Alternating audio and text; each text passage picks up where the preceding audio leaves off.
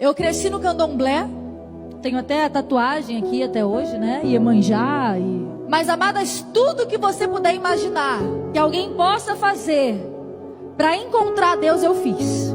E acontece que eu cresci num lar candomblecista. Minha mãe e meu pai eram do candomblé. Então, para mim, era como ir à igreja. E foi chegando um momento em que eu comecei a ficar incomodada com o fato de que tudo que eu precisava fazer, eu tinha que ir até um pai de santo para ele abrir uma consulta de búzios para mim e ele me falar o que eu poderia ou o que eu não poderia fazer. E então eu entendi o seguinte: quem é que pode consultar a Deus? É um pai de santo só? É uma mãe de santo só? Então eu vou me tornar mãe de santo. E no fim das contas, aquele homem que era meu pai de santo me disse: olha, você ainda é muito jovem, então vamos esperar ao menos até os teus 18 anos, você vai ser maior de idade, para que você possa decidir o que você vai fazer da sua vida. Só que tinha algo dentro de mim que ansiava por esse algo a mais. Então o que eu fiz durante esse período? Eu falei, bom, se para ser mãe de santo eu não vou poder agora, eu vou começar a abrir tarô e baralho cigano. Então eu comecei a abrir cartas, comecei a abrir tarô, inclusive comecei a dar consulta de tarô e baralho cigano para as minhas amigas. E era interessante porque, de fato, aquilo que eu falava acontecia. E é interessante porque nós temos o hábito de pensar que tudo que existe é Deus. E foi nesse engano que eu caí. Eu podia ali saber o meu futuro. E diferente do que muitos pensam, as religiões de matriz africanas não são compostas por pessoas que só querem fazer o mal. Assim como há igrejas que as pessoas oram para destruir casamento dos outros, há terreiros que pessoas fazem trabalhos sim intencionalmente para destruir os outros.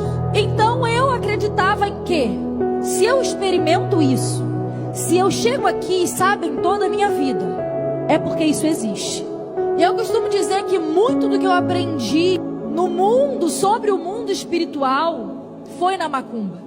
Eu me lembro que quando eu tive a experiência da minha conversão, no momento em que eu estava cansada e tinha algo que parecia errado comigo, porque incorporar, como nós chamávamos, era como ser batizado no Espírito Santo. E todos ao meu redor incorporavam e eu não. E chegou um dia em que aquele pai de santo, que era como meu tio, ele falou, olha, não tem como você ser mãe de santo se você não incorpora, né? E eu ficava revoltada porque eu estava ali, eu depenava a galinha, limpava o sangue, fazia tudo.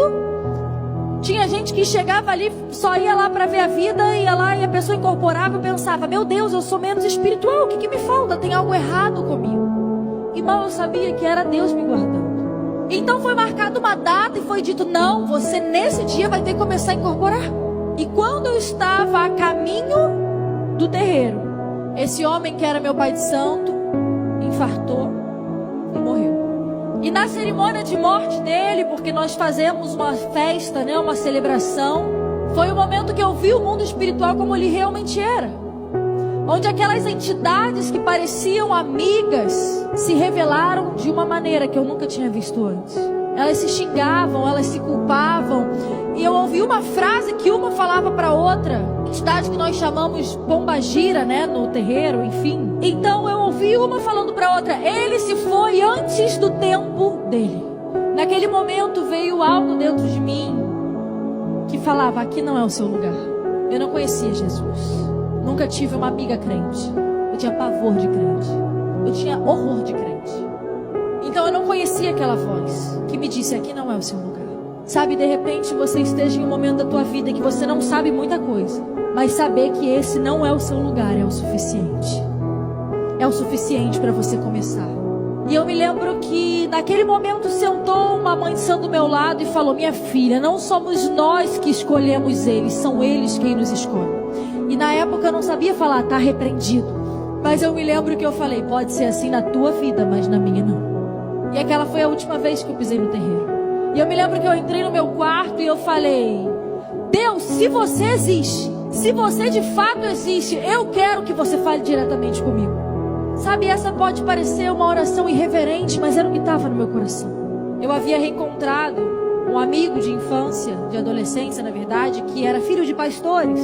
E em resumo, nesse mesmo momento, nós tínhamos voltado a nos falar, ele não sabia que eu era macumbeira, E eu me lembro que um dia, conversando no telefone com ele, ele falou assim: como eu quero que um dia você sinta o que eu sinto quando eu estou na presença de Deus. E talvez você ache isso lindo, mas eu quis matar ele. Quem ele pensa que é? Eu falo direto com Deus, com as entidades, eu falo face a face. Mas quando eu estava naquele terreiro, me veio uma voz e disse: como eu quero que um dia você sinta o que eu sinto quando eu estou na presença de Deus.